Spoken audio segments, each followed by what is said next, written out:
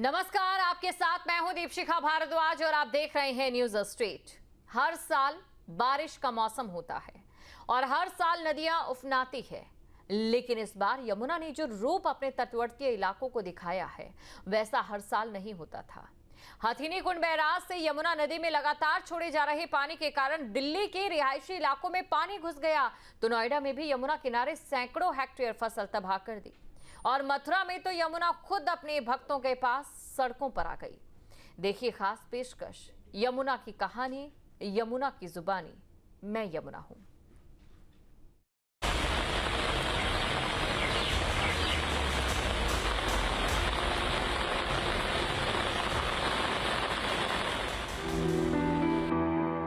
मैं यमुना हूं,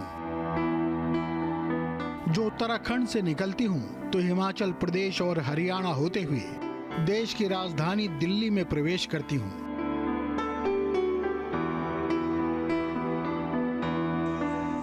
करीब 2 महीने से लगातार हो रही बारिश के कारण मेरे किनारों ने बस्तियों की ओर रुख कर लिया है। मैंने दिल्ली से थोड़ी दिल्लगी क्या की, दिल्ली का दिल ही दहल गया।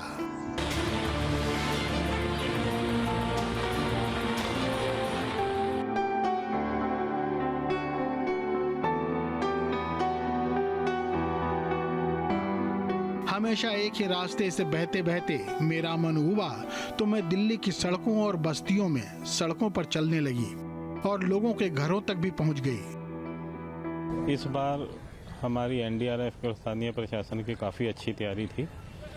शुरू से ही उन्होंने अपनी पूरी तैयारियां कर ली थी। प्री मानसून डिप्लॉयमेंट और प्री मानसून प्रेपरेशंस कर रखी थी। हमारे सीनियर अधिकारी और डीजी साहब ने भी ये बड़ा क्लियर कट हमें निर्देश दिए थे कि अपनी प्लानिंग और ट्रेनिंग को अपडेट करके रखें। किसी भी वक्त किसी भी तरह की आपदा आती है तो उसको निपटने में सक्षम रहें।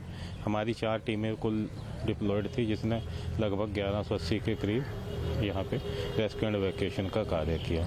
अभी आप देख रहे हैं कि पानी का जल स्तर कम हो रहा है, वाटर लेवल कम हो रहा है, तो शाम तक और कम होने का संभावना है। दिल्ली में मेरा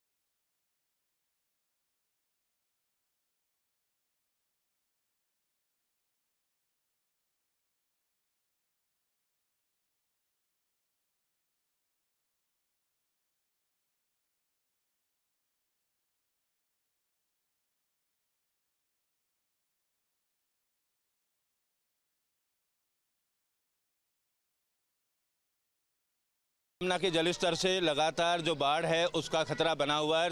डूब इलाके में पुश्ते तक पानी पहुंच चुका है। सेक्टर 126 से 151, जेवर, धनकोर तमाम जो ऐसे इलाके हैं जो यमुना से सटे हुए हैं, उनमें पूरी तरीके से जो पानी है वो पुश्ते तक पहुंचा है। 43 के आसपास जो गांव हैं वो बाढ़ की चपेट में पूरी तरीके से आ चुके हैं। मैं 128 सेक्टर में मौजूद हूँ। कैमरे के पीछे की तरफ तस्वीर हम आपको दिखाएं तो आप देखेंगे तमाम जो लोग हैं वो यहाँ खड़े हुए हैं और उनकी चिंता यही बढ़ी हुई है कि उनके जानवर जो अंदर थे उनको उनको बाहर निकाल लिया गया। खाने पीने की तमाम जो समस्या है वो यहाँ पर हो रही है। और इस अगर रोड की जो तस्वीर हम आपको दिखा रहे हैं, यहाँ पर 5 फीट से ज़्यादा पानी इस रोड पर है। कल एक ट्रैक्टर को ले जाया गया था, पूरी तरीके से ट्रैक्टर भी उसमें डूब गया था। और मेरे पीछे का जो रोड आप देखेंगे, यहाँ पर भी पूरी तरीके से जलमग्न ये इलाका है। और लगातार जो जलस्तर है वो बढ़ता हुआ जा रहा है। पानी की जो गति है वो काफ़ी तेज़ है। कुछ लोग हैं अंदर से अभी घूम कर आए हैं। क्या देखने के लिए आप गए थे अंदर?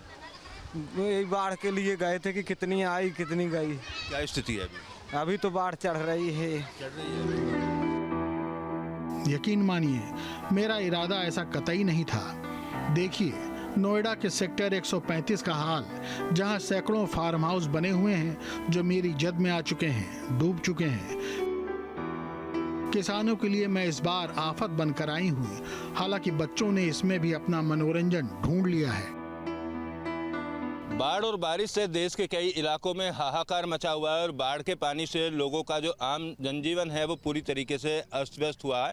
नोएडा के पुश्ते पर मौजूद है सेक्टर 128 के पास। यहाँ की तस्वीर आपको दिखाएं तो पुश्ते से सटे हुए इलाके में जो पानी है वो पूरी तरीके से पहुँच गया। और यहाँ तक पानी 2023 में आया था और उसके पहले कई साल तक पानी यहाँ पर नहीं आया। हथनीकुंड बैराज से जिस तरीके से लगातार पानी छोड़ा जा रहा है तो उसका असर नोएडा, ग्रेटर नोएडा के इलाकों में सीधे तौर पर देखा जा रहा है। हजारों बीघा जो फसल है वो बाढ़ की चपेट में आ चुकी है। लोगों की सब्जियां और अन्य फूल या नर्सरी की बात की जाए जो यहाँ उगाए जाते हैं वो पूरी तरीके से नष्ट हो चुके हैं। और इस इलाके में सेक्टर 126 से 151 तक की अगर बात करें तो हजारों फार्म हाउस बनाए गए हैं। हालांकि प्राधिकरण या संबंधित विभाग उनको अवैध होना करार देते हैं। बावजूद उसके फार्म हाउस यहाँ पर बने और उन फार्म हाउस में रहने वाले लोग जो हैं वो फिलहाल परेशान हैं। जो वहाँ काम करने वाले मजदूर किस्म के लोग हैं वो फिलहाल रोड पर अगर बात की जाए तो जो पुश्ता रोड है उसकी तस्वीर भी हम आपको दिखाते हैं। ग्राउंड जीरो से पुश्ते रोड पर दूर तक आपको जो बने हुए झुग्गियां हैं दिखाई दे रही होंगी। इसमें सभी लोग अपना ज़रूरत का सामान, खाने पीने का सामान जो भी है वो लेकर यहाँ पहुँच गए। और पानी उतरने का जो इंतज़ार है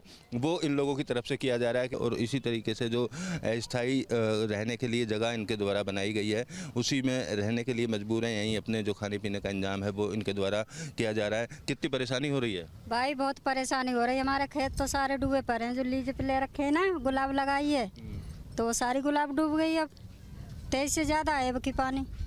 अब तो पौधा मर ही जाएंगे। 2023 से ज़्यादा पानी है? हाँ, अब की 2023 से ज़्यादा है पानी। कितना नुकसान हुआ है? नुकसान तो भैया काफ़ी हो गया है। हम तुम्हारे से कर्जा लेके 2023 में जो गुलाब मारी गई तो जिसे तिसे कर्जा लेके गुलाब लगाई, 10 रुपये पौधा दें। गंगानगर में गुलाब का वो लगाया। नोएडा के सेक्टर 135 में करीब 3000 फार्म हाउस बाढ़ की चपेट में आ चुके हैं। हजारों बीघा जमीन जलमग्न है और फूल, सब्जी और धान की खेती बर्बाद हो चुकी है। यमुना के डूब इलाके की तस्वीर ग्राउंड जीरो से हम दिखा रहे हैं आपको। और फार्म हाउस के अंदर या डूब इलाके में जहां खेती लोग करते हैं वहां पर बिल्कुल अंदर पहुंच चुके हैं। तकरीबन 5 फीट के आसपास यहां पर पानी है। और ट्रैक्टर के टायर आप देख सकते हैं, आगे वाले टायर पूरी तरीके से यहां डूब चुके हैं। और पानी पिछले 2023 की अगर बात की जाए तो उससे ज़्यादा इस बार बताया जा रहा है। 2023 में जिस तरीके की बाढ़ आई थी उससे ज़्यादा पानी है। किस तरीके का लग रहा है आपको माहौल देख कर? यहाँ माहौल तो ये है जी, पानी 4 दिन हो गए कंटिन्यू बढ़ ही रहा है पानी 4 दिन से बराबर। और जो भी फसलें थी सब नुकसान हो गई। किसानों को बहुत मोटा नुकसान हो गया किसानों को। तो क्या उम्मीद लग रही है अभी कब तक उतरेगा? अभी कोई निश्चित नहीं है। अभी तो रोज पानी पीछे से आ रहा है। जो न्यूज आ रही है वो लगातार छोड़ रहे हैं, सूचना मिल रही है जो वो लगातार छोड़ रहे हैं। मेरा सफर आगे बढ़ा तो ग्रेटर नोएडा में भी मेरा जलस्तर फिलहाल बढ़ चुका है। बाढ़ में फंसे लोगों को दनकौर पुलिस और एनडीआरएफ टीम सुरक्षित रेस्क्यू करने में जुटी दिखी और 35 लोगों को सुरक्षित निकाल भी लिया गया। इस मौके पर पुलिस प्रशासन और सदर तहसील के अधिकारी लगातार मौजूद दिखे। प्रशासन का कहना है कि यमुना का जलस्तर और बढ़ने की आशंका को देखते हुए पहले ही सतर्कता बरती जा रही थी। हम इस समय मौजूद हैं ग्रेटर नोएडा में, जहां यमुना का जलस्तर लगातार तेजी से बढ़ता हुआ नजर आ रहा है। तस्वीर एक बार हम आपको दिखाएंगे, आप तस्वीरें देखेंगे। ये जो यमुना का जलस्तर है पूरी तेजी से बढ़ चुका है। यहाँ रेस्क्यू कर रही है जो दनकौर पुलिस और यहाँ जो टीम आई है वो लगातार रेस्क्यू कर रही है। लोगों को, फंसे हुए लोगों को निकाल रही है। लगातार उन्हें सूचना मिली थी हरियाणा बॉर्डर की तरफ से कुछ लोग फंसे हुए हैं। अब तक 1 दर्जन से ज्यादा लोगों को बाहर निकाला जा चुका है। जब जो यमुना का जलस्तर है बरकरार तेजी से बढ़ता नजर आ रहा है, उफान पर है। और जो किसानों की फसलें हैं वो पूरी तरह बर्बाद हो चुकी हैं। हम एक बार जानते हैं कौन सी टीम लगी हुई है और जी कितने सर। लोगों को निकाला अब तक? जी, ये 44वीं वाहिनी PSC मेरठ फ्लड कंपनी बाढ़ राहत दल की 1.5 सेक्शन यहाँ व्यवस्थापित है बाढ़ राहत ड्यूटी के लिए। और सुबह से हम यहाँ से लगभग अभी तक 22-23 आदमियों को निकाल चुके हैं। अभी और कुछ लोग फंसे हुए हैं, वो जो यहाँ सब्जी वगैरह लगाते हैं हरियाणा बॉर्डर के आसपास, उत्तर प्रदेश का जो बॉर्डर कौन सा लगता है। थाना लगता है यहाँ? ये था धनकोर थाना लगता है सर। ग्रेटर नोएडा से बढ़ते हुए मैं पहुंच गई अपने कान्हा के देश मथुरा। हर बार भक्त मेरे पास आते थे और इस बार मैं ही भक्तों के करीब चली गई। विश्राम घाट पूरी तरह से जलमग्न हो चुका है। मेरी आरती का स्थल भी पानी में डूब गया है। नाव और स्टीमर चलाने पर रोक लग चुकी है। कई घाटों पर प्रशासन ने बैरिकेड लगाकर श्रद्धालुओं को रोका भी है, लेकिन लोग हैं कि मानते ही नहीं।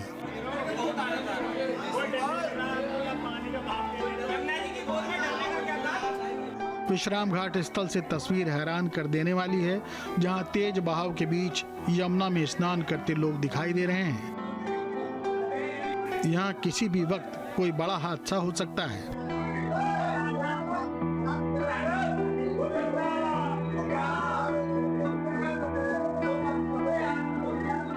मथुरा में तो मेरा मन ही रमता है, इसीलिए मैं वृंदावन में परिक्रमा पथ पर दौड़ी चली आई। लोगों को मुश्किलें भली हो रही हों, लेकिन मेरा मन भी तो वृंदावन की परिक्रमा करने को करता है। हालांकि मेरे आने से बच्चे खूब मौज मस्ती कर रहे हैं, कान्हा की तरह। मथुरा नगरी में राधे राधे। पंडित जी हमारे साथ बात करने के लिए है। यात्रा मार्ग में हम मौजूद है, जहाँ से 84 कोस की यात्रा की जाती है और वहाँ देखिए कि जल भराव किस तरीके से नजर आता है। क्योंकि जब दिल्ली में हालात सामान्य होते हुए नजर आएंगे तो यकीन मानिए कि मथुरा के हालात विकराल होते हुए नजर आएंगे। लेकिन यहाँ माँ जमुना को पूजा जाता है और कहा जाता है कि आप हमारे द्वार आए, इसके लिए बहुत बहुत धन्यवाद। पंडित जी, आपकी बाइक बंद हो गई है, लेकिन कहा जाता है कि माँ जमुना अगर द्वारे आ जाए तो इससे बड़ा आनंद कुछ नहीं हो सकता। कैसे हालात है फिलहाल मथुरा वृंदावन के? बहुत बढ़िया, खूब बाढ़ आ रही है, खूब चक। तो खुशी है कि? अरे खुशी कहाँ, हमारा दुखी है। जनता बाहर आ गई, रोड पर आ गई, घर डूबी गए, मकान डूबी गए, अब कहाँ खुशी काहे की? लेकिन मेरी मौजूदगी से राधा रानी की नगरी में व्यापार चौपट हो रहा है। पूजा सामग्री बेचने वाले व्यापारी श्रद्धालुओं के न आने से परेशान हो रहे हैं और बुजुर्ग कहते हैं कि मैं हर साल इसी तरह परेशान करती हूँ।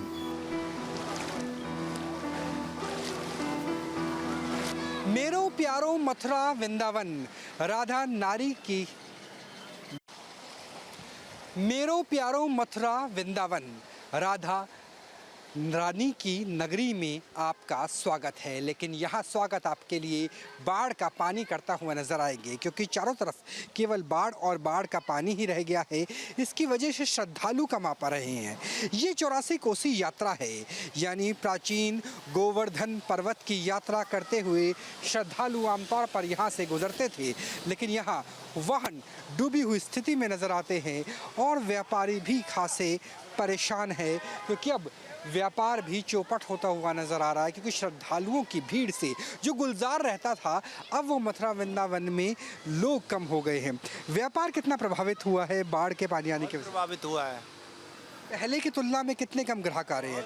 ज़्यादा ग्राहक कम आ रहे हैं यहाँ, बहुत कम आ रहे हैं। हाँ। तो पानी की वजह से बहुत ग्राहक कम आ रहे हैं इधर। तो जो रास्ते हैं, जो आश्रम है, वो भी डूबी हुई स्थिति में होंगे।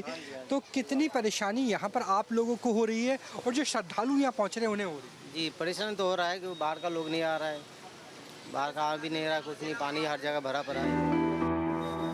जरा कृष्ण भक्तों को भी तो देखिए, नंगे पैर बाढ़ के पानी में परिक्रमा करते नजर आ रहे हैं। दिल्ली में मुझे तिरस्कृत किया जाता है इस मौसम में, लेकिन मथुरा में तो लोग कह रहे हैं कि उन्हें सीधे यमुना का आशीर्वाद मिल रहा है। नंगे पैर परिक्रमा करते हुए श्रद्धालु में नजर आए। कितनी परेशानी हो रही है बेटा? पैदल नंगे पैर जा रहे? परेशानी नहीं हो रही है। अच्छा लग रहा है। तो क्या ये आशीर्वाद है कि माँ जमुना आपके परिक्रमा पथ पर मौजूद है? बहुत बड़ा आशीर्वाद है माँ यमुना का, जो हमारे बिल्कुल पैरों तले आई है और हम उनके बीच में ही अपनी परिक्रमा पूरी कर रहे हैं। तो आनंद है पूरा? खूब आनंद आ रहा है, पूरा बहुत आनंद है। पूरा इतना ज़्यादा परिक्रमा में जगह जगह परिक्रमा में परम आनंद मिल रहा है। ये वो श्रद्धालु है जो नंगे पैर जा रहे हैं और देखिए ये किस तरीके से नंगे पैर पानी में वो पानी जिस पानी में जहरीले जीव जंतु भी हो सकते हैं, सांप भी हो सकते हैं, वहाँ से दंगे पैर चल रहे हैं। और ये आस्था का रस है, और ये रस हमें दिल्ली में नज़र नहीं आएगा, नोएडा गुरुग्राम में नज़र नहीं आएगा। जब पानी आफत बन जाए ये रस दिखेगा हमें मथुरा वृंदावन में, जहाँ परिक्रमा करते हुए लोग नंगे पैर पानी में से गुजरते हुए भी परम सुख का आनंद ले रहे हैं। ये सुख है कृष्ण भक्ति का, ये सुख है भक्ति रस का। तो देखी आपने मेरी यानी यमुना की तस्वीर। उत्तराखंड में यमुनोत्री ग्लेशियर से निकलकर प्रयागराज में गंगा नदी से मिलने के लिए मैं लगभग 1376 किलोमीटर का सफर करती हूँ। ये बात और है कि अगस्त और सितंबर महीने में मैं थोड़ा चंचल हो जाती हूँ, वरना मैं तो हमेशा ही शांत बहती रही हूँ अपने एक तय रास्ते पर। Team news state.